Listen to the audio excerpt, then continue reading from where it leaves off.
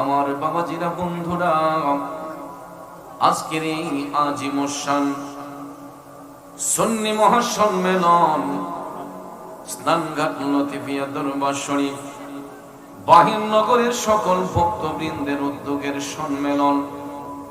আব্বাজিরা আমার, হতে পারি আজকের এই সম্মেলন কারো জীবনের শেষ সম্মেলন, ঠিক কিনা বলুন?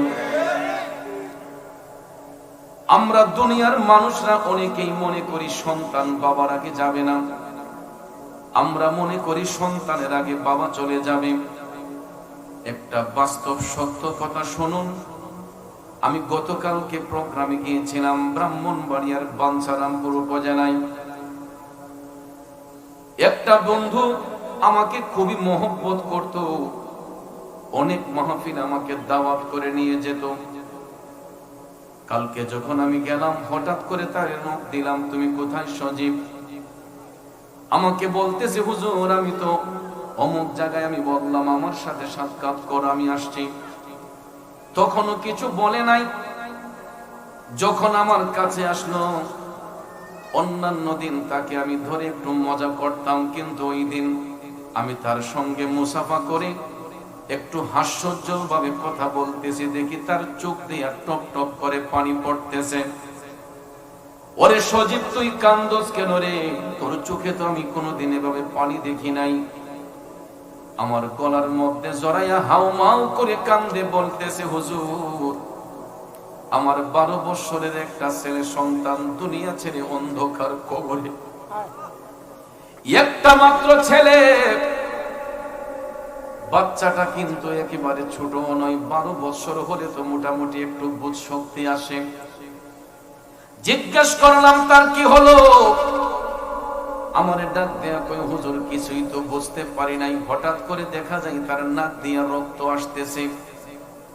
তাৎক্ষণিকভাবে তাকে হাসপাতালে যখন নিয়ে গেলাম, ডাক্তার সাহেব চিকিৎসা করে বলতেছে বাচ্চাটার ব্লাড ক্যান্সার হয়েছে। বন্ধুরা আমার, দুনিয়ার হায়াত আল্লাহ রাব্বুল আলামিন যতদিন রাখবে ততদিনই থাকতে হবে, ঠিক কিনা বলুন? কারণ মৃত্যু এমন একটা জিনিস, মৃত্যুর কোনো সিরিয়াল নাই। কার কাছে কখন আসবে, কখন কার মৃত্যু হবে, এর নির্দিষ্ট কোনো গ্যারান্টি কেউ দিতে পারবে না।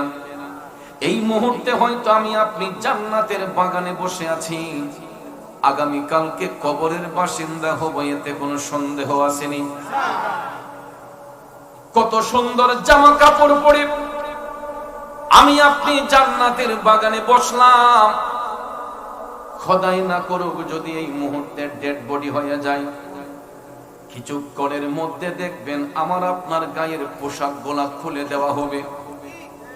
পোশাক গোলা খুলে দেয়া, বড়ই পাতার গরম জল দিয়ে আমাকে আপনাকে গোসল দেওয়া হবে। গোসলটা দেওয়ার পরে ভাইয়ার আমার, রাজা বলেন, বাদশা বলেন, মন্ত্রী বলেন, মিনিস্টার বলেন, ধনী বলেন, গরিব বলেন, সবার জন্য একই রঙের পোশাক এই বাহিরনগর বাজিতপুর বাজার থেকে আইনা ওই ব্যক্তিটার গায়ের মধ্যে সেই সাদা রঙের পোশাকটা পরানো হইব। এই সাদা রঙের পোশাক পরাইয়া আমাকে আপনাকে এমন একটা গাড়ি দিয়া আপন দেশে পাঠানো হইব। যাবার বেলায় গাড়ি আছে, কিন্তু ওখান থেকে আসার কোনো গাড়ি ঘোড়া নাই, ঠিক না বিঠে? কবর দেশ এমন একটা দেশ, যেই দেশে গেলে আসার কোন সুযোগ নাই। ওই কবরের মধ্যে কত বছর থাকতে হবে, কতদিন থাকতে হবে, এর নির্দিষ্ট কোন গ্যারান্টি পৃথিবীর কোন মুফতি সাহেব, মুহাদ্দিস সাহেব দিতে পারবে না, ঠিক না বিজে? এই জন্য একটু আগে আমার শায়ের জানে আলম বলে গিয়েছে, কবি লিখেছেন, মে কবরে অন্ধেরি মে घबराऊंगा जब तन्हा, इमदाद मेरी करने आ जाना रसूल अल्लाह, इमदाद मेरी करने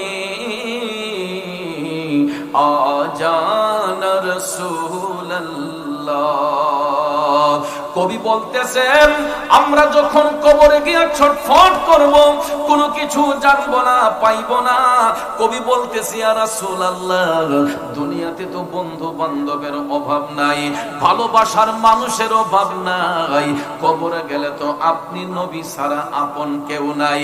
এই জন্য কবি বলতেছেন ইমদাদ মেরি করনে আজানা রাসূলুল্লাহ। ওগো নবীজি, নবীজি আপনি আমাদের দুনিয়ারই সম্বল নয়, আপনি আমাদের কবরের সম্বল, ঠিক না বেঠিক? তাহলে কবরে আমার নবীকে আপন হিসেবে পাইতে চাই কি চাই না? তাইলে আব্বাজির আমার, সেই নবী আমার আপনার দুনিয়ার সাথী, কবরের সাথী, হাসরের সাথী, মিজানের সাথী, ফুলসিরাতের সাথী। ও যুবকের দলের আমার বাবাজিরা, ওই নবীর মহব্বতে দুরূদ শরীফের আওয়াজটা আস্তে হবে নাকি জোরে হবে? তাইলে সামনে যে আওয়াজ, পিছনে সেই আওয়াজ, মধ্যখানে কি আওয়াজ দিয়ে পড়ুন আল্লাহুম্মা সাল্লি। মাশাআল্লাহ। মাওলানা মুহাম্মদ ওয়া আলা আলি সাইয়্যিদিনা মাওলানা। একটা জবানও বন্ধ রাখবেন না, সবাই জবান খুলে, দিল খুলে আমার সাথে মহান মাওলাকে খুশি করার জন্য আপন আপন কলবের দিকে মুতাওয়াজ্জি হয়ে আমার সাথে জিকির করুন ইল্লাল্লাহু ইল্লাল্লাহ ইল্লাল্লাহু ইল্লাল্লাহ ইল্লাল্লাহু ইল্লাল্লাহ ইল্লাল্লাহু ইল্লাল্লাহ ইল্লাল্লাহু ইল্লাল্লাহ ইল্লাল্লাহু ইল্লাল্লাহ লা ইলাহা ইল্লাল্লাহ লা ইলাহা লা পড়িয়ে লা ইলাহা লা ইলাহা ইল্লাল্লাহ ইল্লাল্লাহু ইল্লাল্লাহ ইল্লাল্লাহু ইল্লাল্লাহ ইল্লাল্লাহু ইল্লাল্লাহ ইল্লাল্লাহু ইল্লাল্লাহ লা ইলাহা লা ইলাহা ইল্লাল্লাহ পড়িয়ে লা ইলাহা লা ইলাহা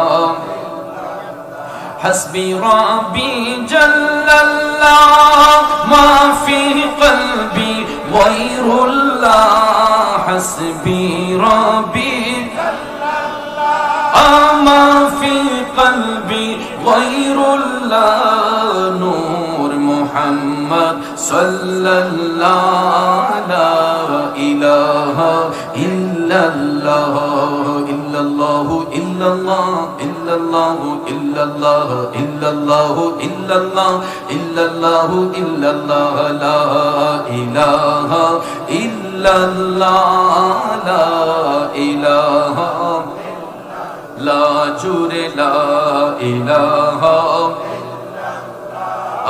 لا إله إلا الله پڑھیے لا إله لا إله لا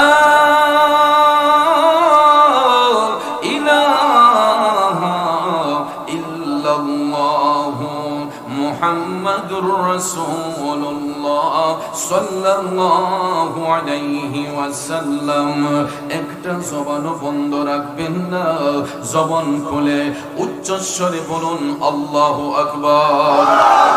আর একটু মায়ার সুরে বলি ইয়া রাসূলুল্লাহ। একটা জবান বন্ধ রাখবেন না, উচ্চ স্বরে সবাই বলুন ইয়া ওয়ালিয়াল্লাহ। বিসমিল্লাহির রহমানির রহিম।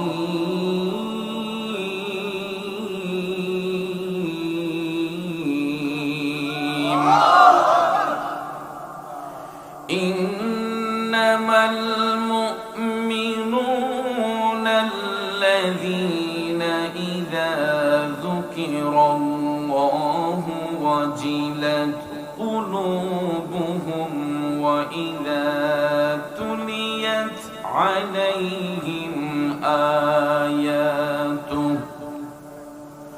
وإذا تليت عليهم آياته زادتهم إيمانا وعلى ربهم يتوكلون